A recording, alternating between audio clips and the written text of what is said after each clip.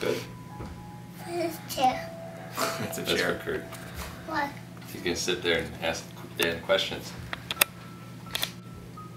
So, tell me a little about yourself. All right. Well, I lived most of my life in Minnesota. I grew up kind of, I guess you'd say, in Australia. I went over there about age 2 and came back about age 6. So, but other than that, in military deployments, I've lived in Minnesota my whole life. And I graduated from Eastview High School in 1999, enlisted in the Minnesota Army National Guard in the same year, in fall of '99, while I was going to the U of M.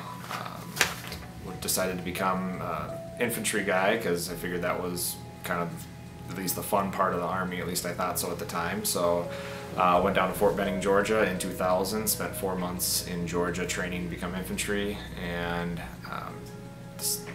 after September 11th I was deployed to the airport for the 9/11 security mission. Spent 8 months there, and then in 2003 I was deployed to Kosovo between 2003 and 2004 for an 11-month tour in Kosovo. After returning from Kosovo, I finished up my senior year of college at Minnesota State University Mankato and got a 4-year degree in law enforcement. And that fall I was hired by the Eagan Police Department where I worked the last 6 years. So tell me about the book.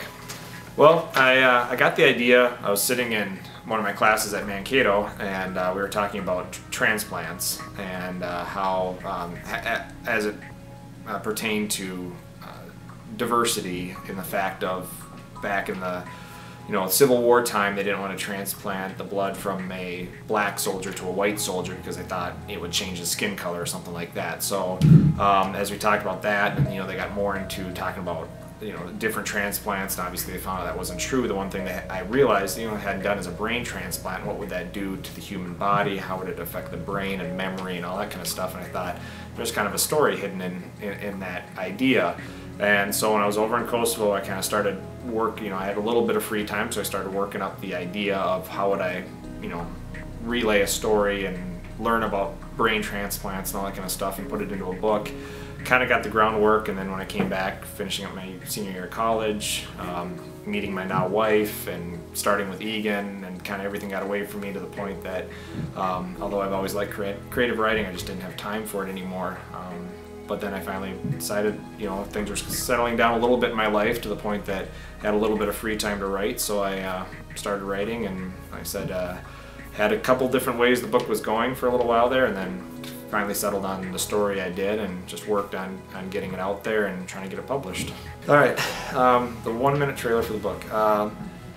The idea is you've got Colt Sullivan, who's a young police detective in a small town in Colorado. He's investigating a murder, and during the process of the murder, he's left with only one lead. While following up with that lead, he learns about a past that he never really knew existed.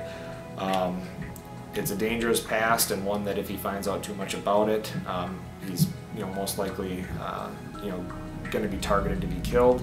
So he must kind of balance investigating a murder versus finding out who he really is as he works with various people to kind of expose a conspiracy. So how did your real life experiences shape the book? Well, like I said earlier, I was in '99 I joined the military. I wanted to become an infantry guy, and through that process I learned kind of the core of what it is to be a soldier in the U.S. military. Infantry doesn't have a whole lot of specialties other than being a soldier, basically.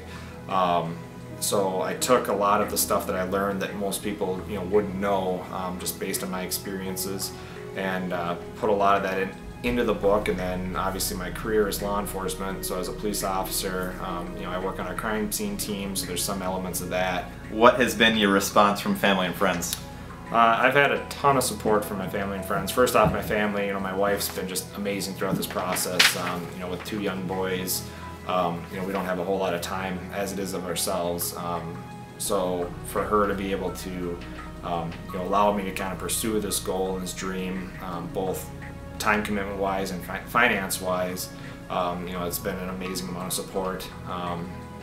like I said, my friends have just been great. They were the ones that I initially sent the book out to as a story and just said, hey guys, read this. It's it's a cool story. At least I think it's cool. Let me know what you think, and be brutally honest with me. And like I said, my friends were the ones that came back and said, you've got to get this published and we'll be behind you. And do you have other books planned out? I do. This is the first book of a trilogy, and then each of the characters in the book lend way for kind of branch off series if I decide to do it that way. So what are you most proud of? I'm most proud of what I've learned throughout the process. The book itself is, like I said, for anybody that read the rough draft, which there are a lot of people out there, the final product is you'll see the amount of work and change that would go into it to make it the finished product that it is. So I learned a lot about writing action thriller. I learned a lot about just English grammar. I learned a lot about just how to become a better writer. And so by having to tear my book apart and then rebuild it, I think that's what I'm most proud of, is that it's still my story, but it's a better story for having learned how to write it, and I hope that I can carry that on to the next book I write. So.